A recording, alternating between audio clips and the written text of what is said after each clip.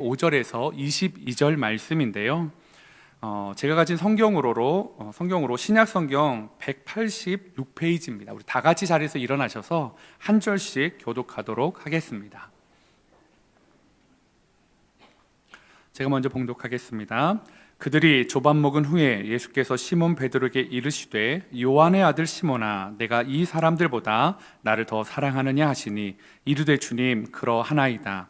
내가 주님을 사랑하는 줄 주님께서 아시나이다. 이르시되 내 어린 양을 먹이라 하시고 또 두 번째 이르시되 요한의 아들 시몬아 내가 나를 사랑하느냐 하시니 이르되 주님 그러하나이다.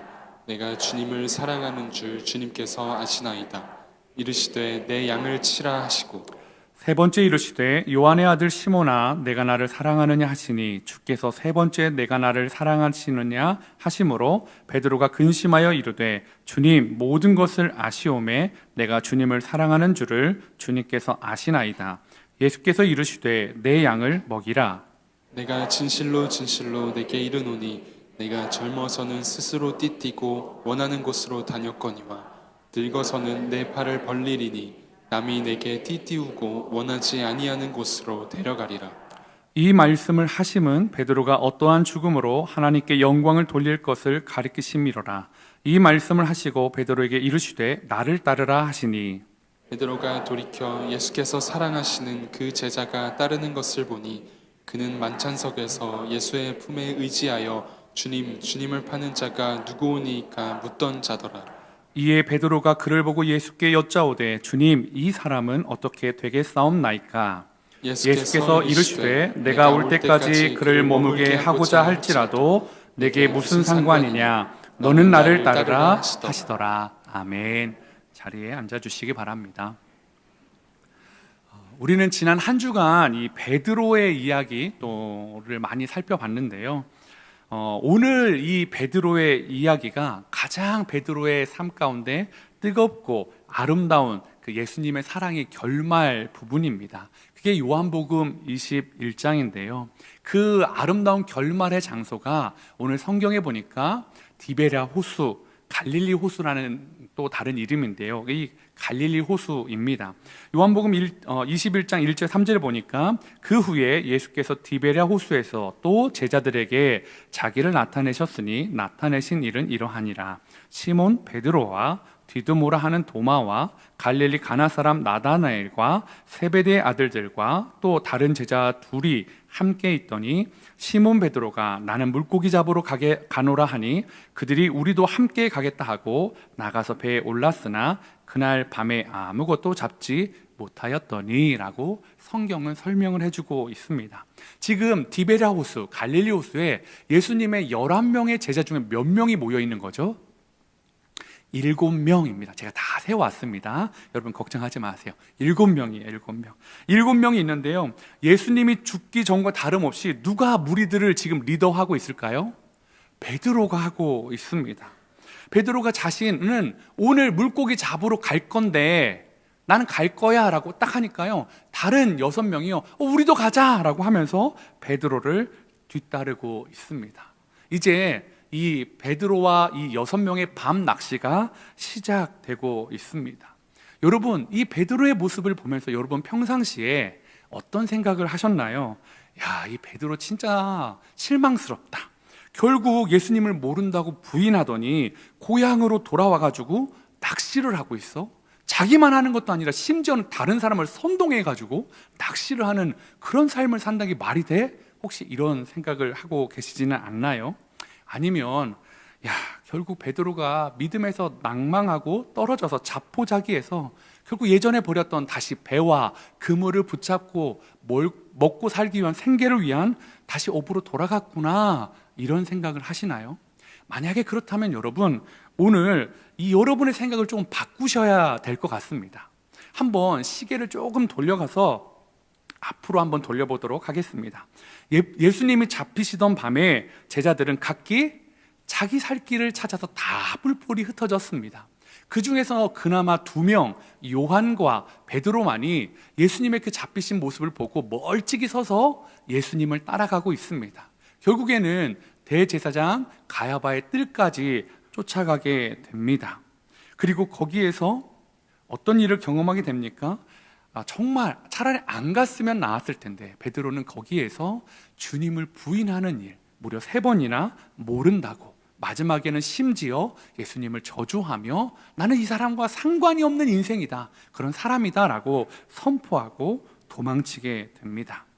그렇게 모든 제자들이 예수님을 쫓아가는데 실패했습니다. 그리고 실망하였고 절망하였습니다. 뿔뿔이 흩어진 제자들이 서로 연락이 돼서 어느 한 공간에 모이기 시작했습니다. 그들 가운데 어느 누구도 예수님이 부활하실 것이라는 생각을 가진 사람은 아무도 없었습니다. 그래서 그들이 할 수 있는 것은 자신의 생명과 자신의 몸을 지키기 위해 문을 잠그고 모여있는 몇 명이 그곳에서 침묵 속에서 그저 시간을 보내는 게 전부였습니다. 완벽한 실패의 모습 아닙니까?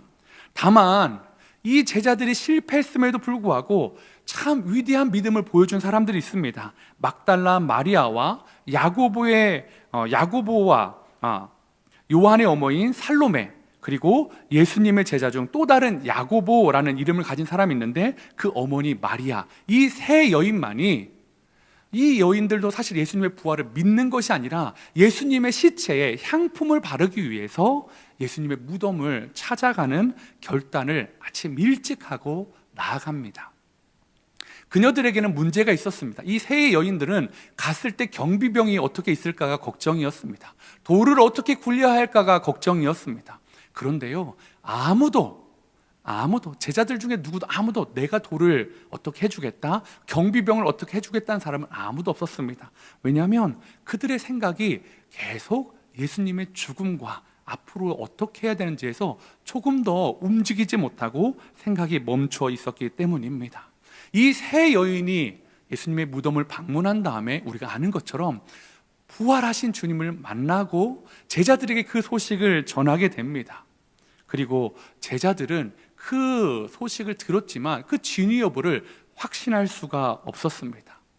그리고 그날 밤에 운명의 시간을 맞이하게 됩니다. 두려움이 평강으로 변하는 밤이었습니다. 여전히 문을 다 닫아놓은 그 밤에 그 공간 안에 침묵이 흐르는 곳에 주님이 그들 가운데 서신 것입니다. 그리고 말씀하여 주셨습니다. 내 손과 내 옆구리에 찔린 흉터를 보고, 상처를 보고 내가 예수인 줄 알아라 라고 제자들에게 먼저 보여주셨습니다.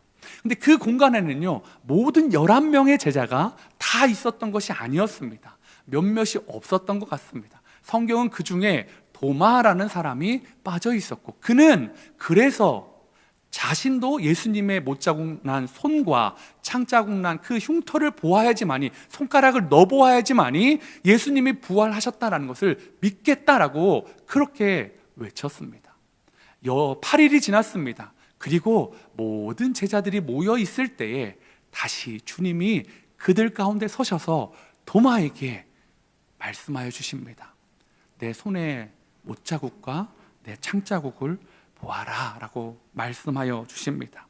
지금 제자들에게 예수님이 몇 번이나 부활하신 모습으로 보여주셨죠? 무려 2번입니다. 여러분, 2번이나 보여주셨는데요, 그냥 단순히 얼굴만 닮은 모습이 아니라 확연하게 상처난 그 손과 옆구리를 보여주시고 그 예수님의 부활했다는 믿게 하셨습니다. 자, 그러면 제자들은 예수님의 부활하심을 믿을 수 있었을까요? 없었을까요? 여러분, 너무 제자들을 무시하시는 거 아닙니까? 요 정도 되면 좀 믿어야 되지 않겠습니까? 맞습니다. 그들은요, 예수님의 부활하심을 믿게 되었다라는 거죠. 그래서 저는 오늘 이 베드로와 6명의 제자들이 왜 갈릴리 호수에 가 있었을까 의심한 것이 아닐 텐데, 분명히 2번이나 그렇게 보여주었고 베드로와 나머지 이 제자들은 분명히 2번씩을 봤는데 왜 갔을까? 그 말씀에 한 가지 힌트가 떠올랐습니다. 마태복음 26장 31절에서 32절입니다. 여러분이 한번 31절 읽어주시겠습니까? 시작.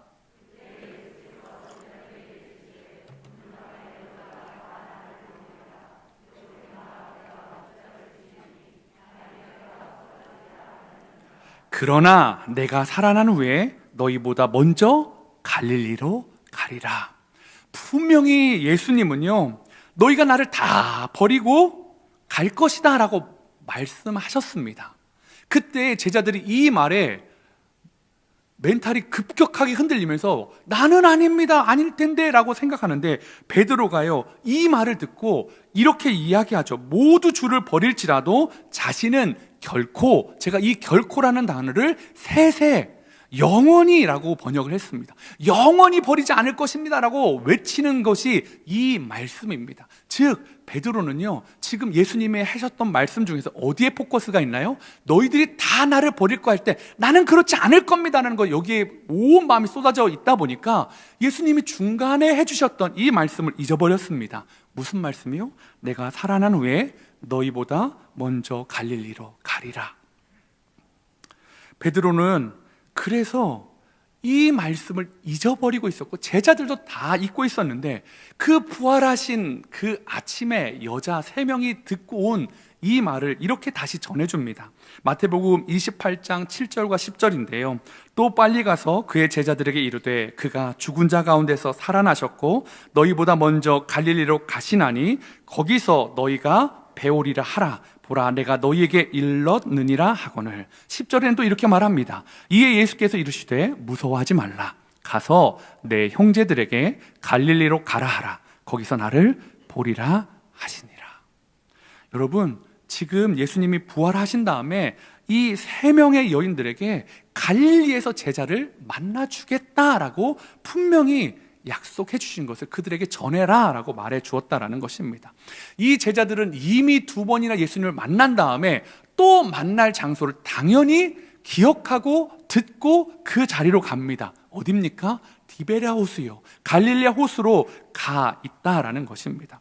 그렇지 않고서는 여러분, 이 본문은 말이 되지가 않습니다. 왜요? 7명이나 되는 사람이 다 낚시를 하러 간다? 자신의 고향도 아닌 그곳에 간다? 가장 큰 실패를 했던 베드로를 따라간다라는 건 어떤 말로 설명할 수가 없다라는 거죠. 그들은 지금 갈릴리 바다에서 누굴 기다리는 겁니까? 예수님을 기다리는 것입니다. 예수님을 기다리면서 뭘 하는 거예요? 낚시를 한다라고 보시면 될 것 같습니다. 그런데 저는 이 예수님이 이 갈릴리의 여정도요, 다른 제자들을 향한 참 말씀이기도 한데요, 저는 한 사람만 눈에 들어오는 거예요. 누굴까요? 베드로요. 베드로를 향한 여정인 것 같았습니다. 왜요? 만약에 예수님이 이 여정이 모든 제자를 향한 여정이었다면 몇 명이 갈릴리에 있었어야 될까요? 11명이 있었어야 됩니다. 그런데 성경은 몇 명이 있었다고요? 7명이 있었다고요. 7명이 있는데 예수님은 21장에서 누구에게 말씀하십니까? 베드로에게만 말씀하십니다. 지금 예수님은요, 베드로에게, 그리고 내가 갈릴리로 가는 이유는 너 때문이다 라고 지금 그때부터 말씀해 주고 있으셨다라는 것이었습니다. 오늘 이제 베드로는요, 요한복음 21장 4절과 5절에 보니까 낚시를 했는데 아무 소득이 없었습니다. 그런데 이 4절과 5절에 날이 새어갈 때에 예수께서 바닷가에 서셨으나, 예수님이 그 제자들이 낚시하는 모습을 보고 서셨습니다. 그리고 제자들이 예수인 줄 알지 못했습니다. 그런데 5절에 예수께서 이르시되 얘들아 부르시는 주의 음성이 그들에게 들려집니다. 너희에게 고기가 있느냐? 대답하되 없습니다. 없나이다. 이렇게 이야기합니다. 그런데요, 그 음성을 듣고 그 음성의 주인이 누구인지를 가장 먼저 깨달은 사람이 있었습니다. 누굽니까? 요한이었습니다. 요한이요, 자신은 먼저 뛰어들지 못하는데요, 베드로에게 이렇게 이야기합니다. 주님이시라. 주님이시라. 그 말을 듣고요, 베드로가요, 낚시를 하면서 위퉁을 다 벗고 일하고 있었는데요, 다시 겉옷을 들쳐매고요, 물속으로 뛰어듭니다. 뭐만 보고 달려갔을까요? 예수님만 보고 달려가고 있습니다. 여러분, 이 장면을 보면서 저는 이게 베드로에게 주시는 내가 너와 함께 있고 있다, 내가 너를 사랑한다라는 예수님의 힌트처럼 느껴졌습니다. 여러분, 밤새도록 그물질을 했는데 한 마리도 낚지 못했어요. 그런데 주님이 서셔서 오늘 배 오른편에 그물을 던져라 했을 때 153마리의 물고기를 가득 잡게 되었습니다. 이런 비슷한 일이 있었습니다. 여러분 기억하시죠? 누가 경험했죠? 베드로와 야고보와 요한이, 베드로와 야고보와 요한을 내가 너를 사람 낚는 어부가 되게 하겠다라는 그 말씀을 하실 때 그들이 경험했던 장면입니다. 요한과 베드로는 예수님을 생각할 수밖에 없었습니다. 그리고 여러분, 풍랑이 일 때 베드로가 예수님을 보고 배 밖으로 한 걸음을 뛰었던 장면 기억하실 겁니다. 예수님만 바라보고 걸어가다가 시선이 불어오른 바람에 있었을 때 그는 예수님을 잃어버리고 바다에 빠져갔습니다. 지금 예수님을 바라보고 다시 그 강에, 호수에 뛰어들었던 이 베드로요, 여러분 시선을 빼앗길까요? 아니요. 아유, 목사님 지금은 풍랑이 안 불잖아요. 아니요. 지금 풍랑이 불었다 하더라도 베드로는 오늘만큼은 예수님을 향한 시선을 절대로 놓치지 않았을 겁니다. 예수님을 향해 시선을 고정하고요, 계속 헤엄쳐 가는 겁니다. 그 바다에 있는 숲풀이나 어떤 것도 방해가 되지 않습니다. 예수님께 고정하고요, 주님이십니까? 제가 지금 갑니다. 여러분, 그 모습을 한번 저는 생각해 보게 되었습니다. 또 다른 실패의 모습들을 예수님이 힌트를 주고 있습니다. 요한복음 21장 9절에 보니까 육지에 올라가 보니 숯불이 있는데 라고 말하고 있습니다. 여러분, 숯불 하니까 생각나는 거 있으십니까? 바로 가야바 대제사장의 뜰에서 그 숯불 앞에서 베드로가 3번을 부인했던 그 숯불 앞에 주님이 숯불을 켜놓고 베드로를 기다리고 있습니다. 그리고 9절 후반부에 보니까 그 위에 생선이 놓였고 떡도 있더라. 생선과 떡 하니까 베드로와 예수님의 추억 또 생각나는 거 있지 않으십니까? 바로 오병이어요. 예수님은요, 지금 베드로의 첫 만남부터 계속해서 사랑의 모습들, 실패의 모습 가운데 그와의 추억이 될 수 있는 것들을 쫙 준비해 놓고 있으시다라는 것입니다. 그래서 그 베드로에게 주고 싶은 메시지가 있으셨으니까요. 그리고 베드로에게 떡과 생선을 구워주십니다. 아마 예수님이 돌아가시기 전날 밤이라면 베드로가 이것들을 지켜보지 않았을 거예요. 주님이 이런 일을 하는 가당치도 않습니다. 주님 왜 이렇게 하십니까? 제가 하겠습니다 해서 예수님이 하는 떡과 생선을 굽는 도구를 뺏어가지고 자기가 구웠을 거예요. 왜요? 메시아는 그런 걸 하는 사람이 아니라고 생각했으니까요. 그런데 지금 베드로는 어떡합니까? 떡과 생선을 구우시는 예수님을 묵묵히 바라봅니다. 메시아이신 예수님이 자기를 섬겨주는 그 사역을 하고 계신 것을 조용히 지켜봅니다. 왜요? 그게 예수님의 사역이라는 걸 철저하게, 예수님의 사명이라는 걸 베드로가 깨달았기 때문입니다. 실패자인 시몬에게 너는 실패했지? 내가 모든 것을 보여주면서 너의 실패했던 모든 순간 기억나니? 그런데 나는 실패하지 않았어 라고 주님이 말씀해 주시는 것 같습니다. 네가 자꾸 생각하는 너의 쓴뿌리들이 있을 것 같은데 그걸 무엇을 가져와 봐라. 그게 무엇이니? 숯불에서 날 부인한 것이니? 아니면 물에 빠져가는 너의 그 간절한 외침이었니? 아니면 배를 버리고 따라온 걸 너는 후회하니? 너는 무엇이었니? 주님이 다 보여주시면서 베드로야, 너는 실패했던 것 같아? 너는 후회가 돼? 나는 한 번도 실패하지 않았어 라고 주님이 너무나 뜨거운 사랑의 눈길로 베드로를 지금 위해서 이 일을 하고 계신다라는 것입니다.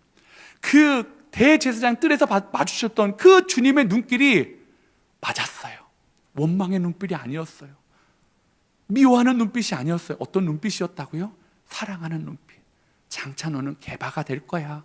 괜찮아 베드로. 그 사랑과 용서의 눈빛이 지금 이 갈릴리 호수 바닷가에서 주님이 다시 생선과 떡을 구워주시면서 베드로에게 그 눈빛을 보여주고 계시다라는 것입니다. 베드로에게 이 질문을 하고 싶으셨던 것 같습니다. 베드로야, 다시 시작할 준비가 되었니? 베드로야, 다시 나를 사랑하고 다시 시작할 준비가 되었니? 그것 때문에 주님이 이렇게 많은 준비, 베드로의 인생 가운데 보여지는 많은 것들을 이 갈릴리 호숫가에서 여기에서 준비하고 계시다라는 것입니다. 사랑하는 성도 여러분, 여러분들에게는 주님이 뭐라고 말씀하실 것 같습니까? 예수님의 부활을 기념하는 이 주일 아침에 여러분에게는 뭐라고 말씀하실까요? 너는 왜 이렇게 참 나의 마음을 아프게 하니? 너는 왜 내 뜻대로 살지 못하니? 너는 왜 그렇게 실패만 하니? 여러분 그러실까요? 아니요. 주님이 또 묻습니다. 그게 실패라고 생각하니? 내가 실망했을 거라고 생각하니? 나는 결단코 너에게 실망하지 않아. 나 너에게 또 묻고 싶은데 너 다시 시작할 준비 돼 있니? 다시 나 사랑할 준비 돼 있니? 여러분 돼 있으십니까? 그렇다면 여러분 오늘 이 날이 진짜 우리에게 기쁜 날인 걸 다시 한번 고백하고 확신하는 주일이 되길 원합니다. 여러분에게 어떤 실패가 떠오르신다 할지라도 주님이 그 상황 가운데 그거 너 실패 아니야. 나는 실패하지 않았어. 너를 믿고 너를 장차 개바가 되는데 내 계획은, 내 눈빛은 한 번도 흔들리지 않았다라고 말씀하시면서 여러분이 생각하는 어떤 실패, 고통, 아픔의 그 자리가 여러분 기억 속에 잿빛처럼 어두운 그림처럼 그려져 있다 할지라도 주님이 그 모든 베드로에게 있던 숯불이 활활 타오른 총연색의 그 붉은색이 아니라 잿빛처럼 보인다 할지라도 오늘 사랑의 숯불로 보여주시는 것처럼 여러분의 마음에 어두웠던 흑백 사진처럼 암울한 그 기억도 주님이 새롭게 색칠해 주실 거예요. 주님이 사랑했다고, 주님이 끝까지 사랑했다고, 주님이 끝까지 함께했다라는 그 말씀으로 오늘 저와 여러분에게 오늘 이 부활의 아침에 말씀해주고 있다라는 것입니다. 여러분 그렇다면 모든 실패에서 실패가 아님을 깨닫고 주님을 사랑하는 자리로 나아가는 베드로가 어떻게 해야 되는지를 오늘 주님이 말씀해 주십니다. 그 베드로에게, 예수님을 사랑하는 베드로에게 넌 이 일을 하라라고 말씀하시는 예수님의 말씀이 저와 여러분에게 주시는 그 말씀이길 소망합니다. 예수님을 사랑하는 자가 해야 할 일 첫 번째는요, 사명으로 나아가는 것입니다. 예수님은요 베드로와 캠핑하려고 그냥 캠핑하면서 사랑을 확인하려고 이 갈릴리 호숫가에 와 계신 것이 아니었습니다. 베드로에게 내가 나를 사랑하느냐라고 3번이나 물으셨던 이유는 그가 3번 부인했으니까 정말 가슴을 후벼파면서 너 그때 1번, 2번, 3번 진짜 나 진짜 마음 너무 아팠어. 너 때문에 진짜 속상해. 너도 한번 당해봐 이놈아. 이걸까요? 아닙니다. 그렇게 잔인한 분이 아니시잖아요. 지금 준비된 것만 보세요. 지금 베드로를 향한 이 준비된 걸 보면 그거 아니잖아요. 홀로 아파하는 베드로에게, 홀로 그 마음을 어떻게 할 수 없는 그 베드로에게 너 그 상처 갖지 말라고 치유해 주시려고 지금 주님이 묻고 있는 것입니다. 그 실패 아니라고 말씀하고 있다라는 거죠. 여러분 베드로는요 가장 큰 사랑을 주님께 드려야 될 이제 책무가 있는 사람입니다. 왜냐고요? 루가복음 7장 47절에 이렇게 말합니다. 한번 읽어볼까요? 시작.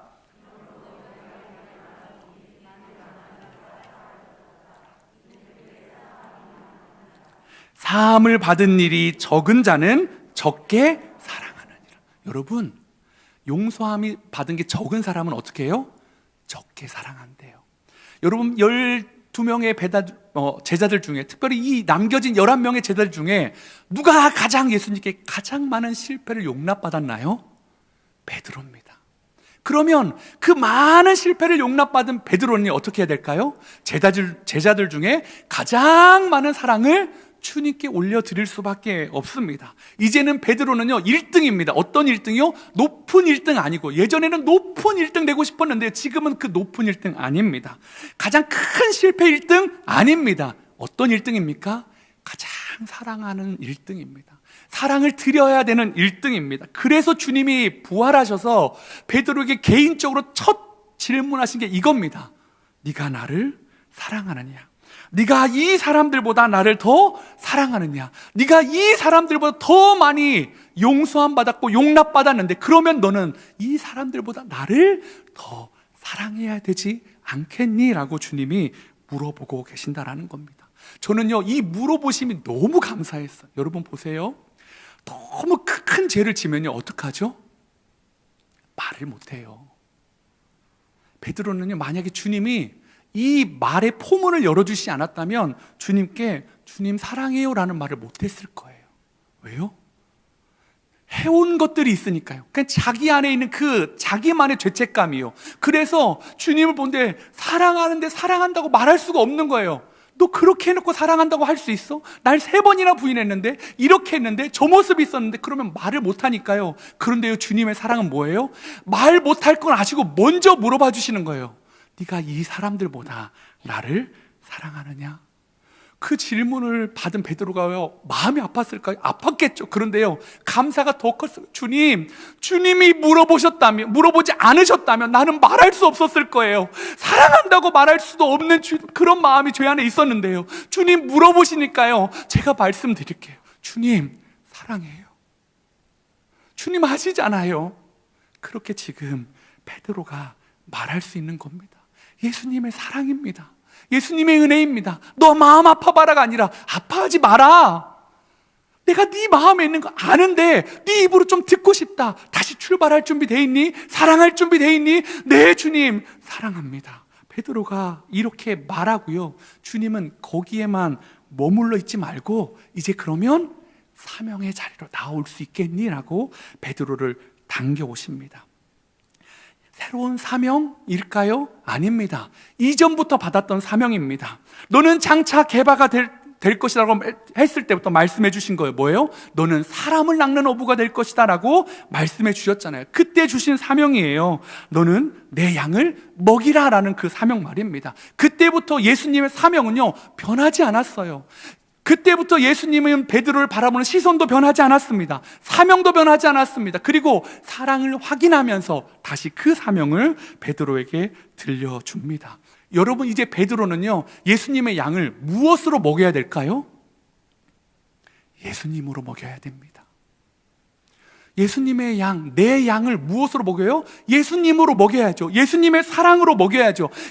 베드로는 이제 사람들을 무엇으로 낚을까요? 예수님으로 낚는 겁니다. 자신의 지혜와 자신의 행위와 자신의 노력이 아니라 예수님으로 낚는 사람이 될 것입니다. 여러분, 그래서 사도행전에 보면 베드로가 뭐라고 말합니까? 은과 금은 내게 없거니와, 뭐라고요? 이것을 내게 주노니 나사렛 예수 그리스도의 이름으로 일어나 걸어라. 내게 있는 것 예수 그리스도의 이름으로 일어나 걸으라고요. 뭘 준 겁니까? 예수님을 준 겁니다. 그에게 있는 것은 이제 예수님뿐이었습니다. 예수님의 사랑뿐이었습니다. 여러분, 베드로는요, 이제 양을 먹일 때 예수님으로 먹이고 예수님의 사랑으로 낳고 그런 삶을 살아갈 것입니다. 왜요? 남은 게 뭐밖에 없으니까요. 은과 금이요? 아니요. 잘난 체 하는 거요? 아니요. 자신감이요? 아니요. 뭐만 남았다고요? 예수님의 사랑뿐이니까요.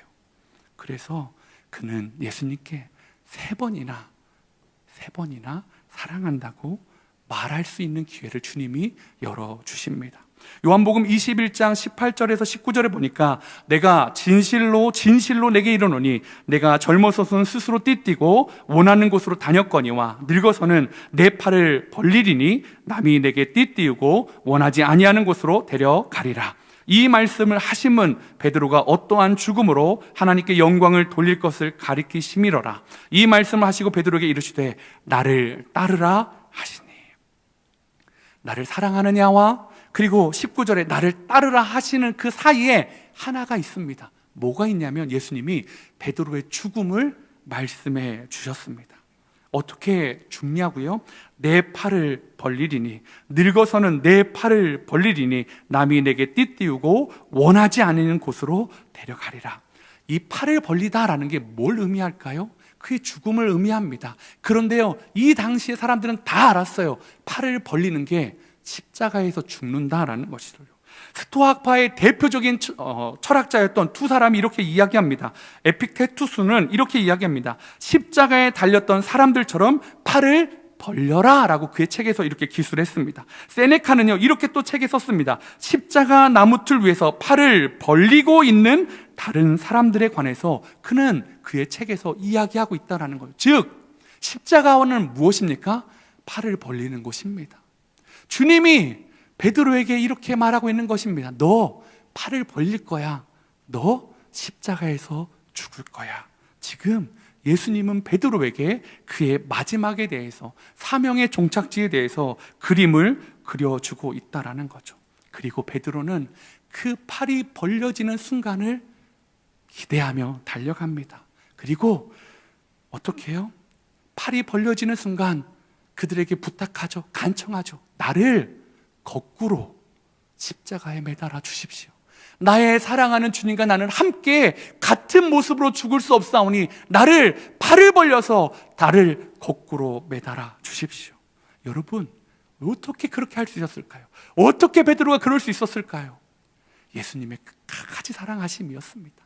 끝나지 않는 사랑이 그를 십자가에서 거꾸로 죽기까지 사명의 순간을 완수할 수 있게 해주셨다라는 것입니다. 그의 실패는요, 어떠한 죽음도 막을 수 없는 사랑이었습니다. 예수님과 같이 십자가를 기꺼이 받아들이는 그런 사랑으로 발전하게 되었습니다. 이제 베드로는 이제 자신의 장점을 다 버리고 그 안에 남은 것은 예수 그리스도의 이름이었고 예수 그리스도의 사랑뿐이었습니다. 여러분, 저와 여러분은 어떻습니까? 여러분 무엇을 가지고 오늘 이 자리에 나오셨습니까? 내가 이렇게 봉사하고 있다? 내가 이렇게 열심히 살았다? 내가 이렇게 정말 주님의 말씀에 순종했다? 맞습니다. 잘하셨습니다. 그런데요, 결국에 남는 건 무엇입니까? 순종보다, 열심보다, 자랑보다 더 앞서가야 되는 건 주님의 사랑입니다. 주님의 사랑이 저와 여러분을 오늘 부활의 기쁨을 누릴 수 있는 실패자들로 만들어 주셨기 때문입니다. 여러분에게는 어떠한 사명의 자리로 주님이 초청하고 계십니까? 여러분의 사명은 무엇입니까? 예수 믿고 나서 자꾸 보여지는 마음 불편한 사명의 자리가 무엇입니까? 여러분의 팔을 벌리게 하는 곳은 무엇입니까? 가고 싶지 않은데, 갈 수 없을 거라고 하는데, 높아지고 싶었는데 주님이 자꾸 팔을 벌려라 하는 너의 십자가를 지고 나를 따르라 하는 곳은 무엇입니까? 사랑하는 성도 여러분, 주님이 주시는 그 사랑을 베드로처럼 느끼고 알고 경험했다면 여러분, 우리 베드로처럼 사명의 자리에 나아가는 성도님들 되셨으면 좋겠습니다. 여러분 안에 가족에게 사명이 있으십니다. 이웃에게 사명이 있습니다. 직장과 일터에서 사명이 있습니다. 여러분, 그 사명이요, 주님이 주신 거예요. 나를 따라올 수 있겠니? 주님 따라가고 싶습니다. 그러면 나의 사랑으로 그 사람들을 섬기고 사랑하라 라고 주님이 말씀하고 있습니다. 이제 저희 함께 그린 교회가 창립 1주년을 앞두고 있으면서요, 참 여러 가지 생각을 해봤습니다. 제가 이 공간을 돌아보면서요, 여기에 우리의 무엇 하나가 들어가 있지 않다라는 것을 생각하게 되었습니다. 여러분, 함께 그린 교회는 처음 출발할 때요, 분당 우리 교회에서 어마어마한 헌금의 지원을 받았습니다. 한국교회의 무명의 성도님들의 헌금을 받아서 이 교회는 시작되었습니다. 개척교회의 월세를 자기 개척교회 월세를 내지 않고 이 교회에 헌금해 주셨던 29개 교회에 헌금해 주셨던 그분들의 사랑으로 시작되었습니다. 1년이 돼가면서요, 그러면 우리의 사명은 무엇일까?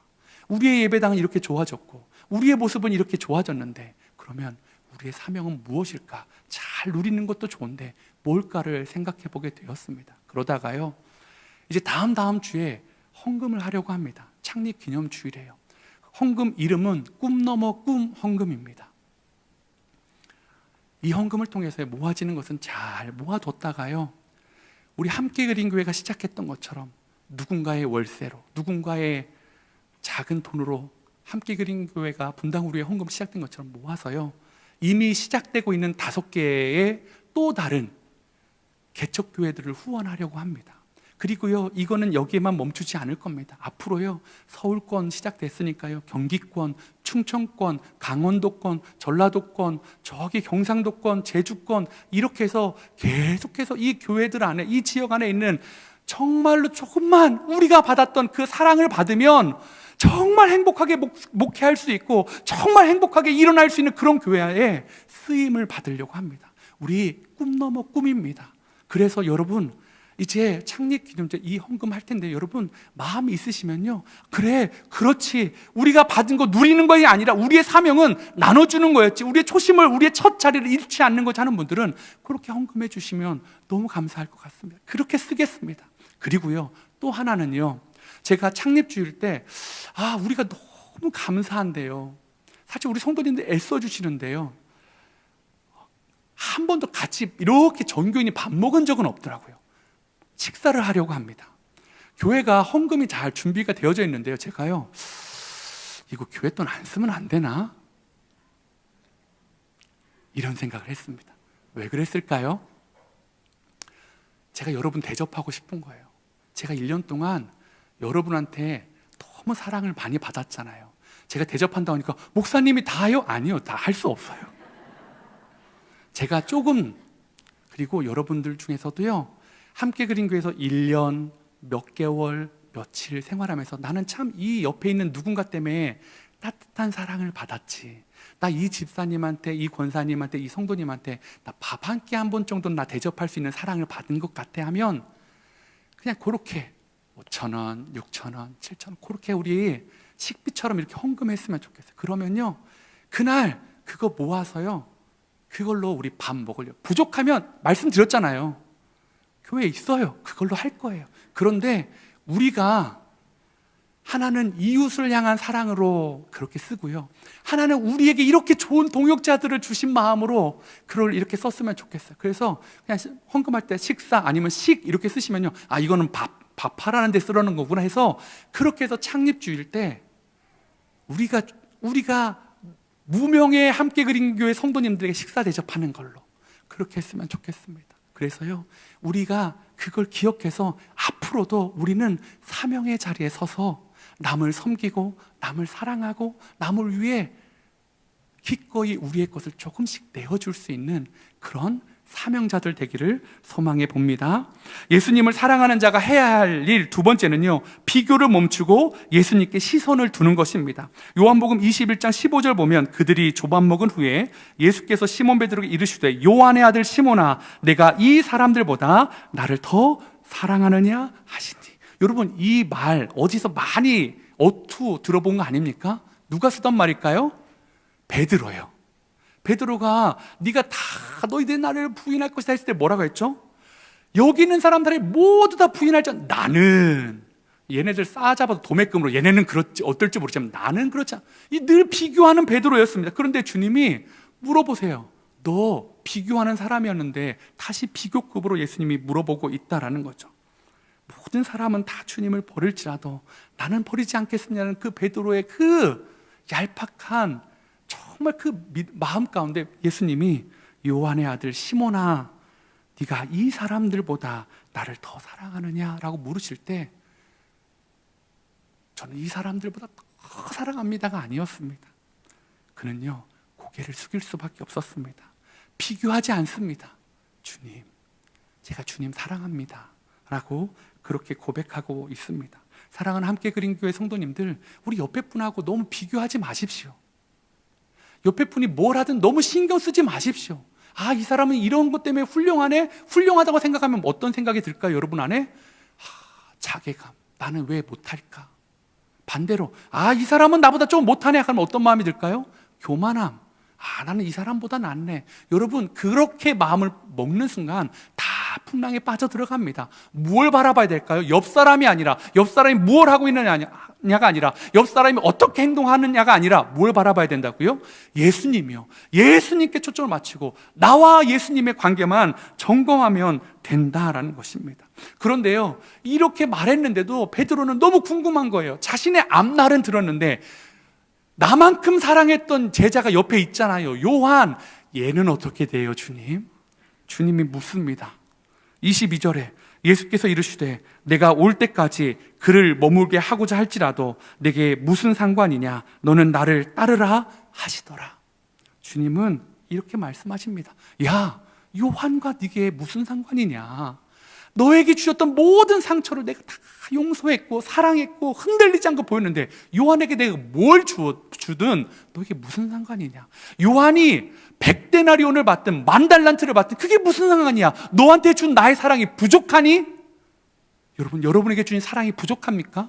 옆에 있는 성도님보다 여러분 사랑을 덜 받는 것 같으십니까? 여러분, 그러면 하나님의 문제가 아니라 여러분이 문제입니다. 왜요? 하나님은 사랑을 끝없이 부어주시는데 베드로가 늘 부족하다고, 늘 달라고 했던 그 어린아이처럼 나 저 좀 주세요, 사랑해 주세요 라고 했던 그 베드로처럼 여러분이 그렇게 어쩌면 오해하고 있는 거예요. 주님은 베드로에게 다른 어떤 제자보다 훨씬 더 큰 사랑으로, 충만한 사랑으로 그를 먹이시고 입히시고 오늘도 베드로 한 사람에게 초점 맞춰서 이렇게 일하고 있다라는 것입니다.